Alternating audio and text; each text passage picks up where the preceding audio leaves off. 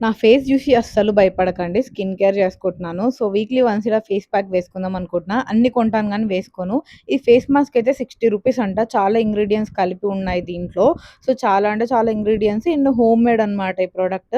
సరే కదా! అది వేసుకునే లోపల ఇంకా మీకైతే నా పీఆర్ ప్యాకేజ్ చూపిస్తాను. నాకు విష్ కేర్ నుంచయితే పీఆర్ ప్యాకేజ్ వచ్చింది.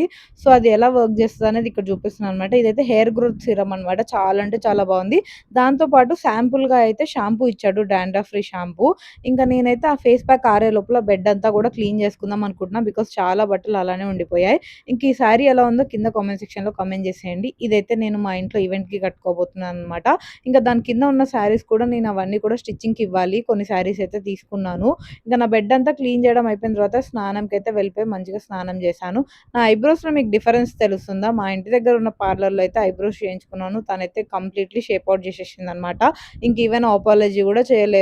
అండ్ తనకి రివ్యూ బ్యాడ్‌గా ఇచ్చానని జెప్పి మళ్ళీ వాట్సాప్‌లో మెసేజ్ జేసి రివ్యూ డిలీట్ జేయండి అన్నారు. అసలు వర్క్ జేయడం అవ్వని దానికి మళ్ళెందుకు అలా రివ్యూస్ పెట్టుకుంటారో, రివ్యూస్ ఇస్తే ఎందుకు తీసేయమంటారో అర్థం గాదు. ఫస్ట్ వర్క్ సరిగ్గా జేయడం నేర్చుకుంటేనే గదా మనం మంచిగా రివ్యూ ఇచ్చేది. ఇంకా ఆ తర్వాతయితే హెయిర్ జూడండి. నాకైతే ఆల్మోస్ట్ హెయిర్ ఫాల్ తగ్గిపోయింది. అండ్ రీగ్రోత్ గూడా అవుతుందనమాట. సో, మీరైనా విష్‌కేర్ ప్రొడక్ట్ యూజ్ చేసారా? యూజ్ చేస్తే ఎలా ఉందో కింద కామెంట్ సెక్షన్‌లో కామెంట్ జేయండి. ఇంకా యూజ్ చేయకపోతే ఖచ్చితంగా యూజ్ చేయండి. అంతే ఈ వీడియో. మరొక వీడియోతో మళ్ళీ కలుద్దాం. బాయ్.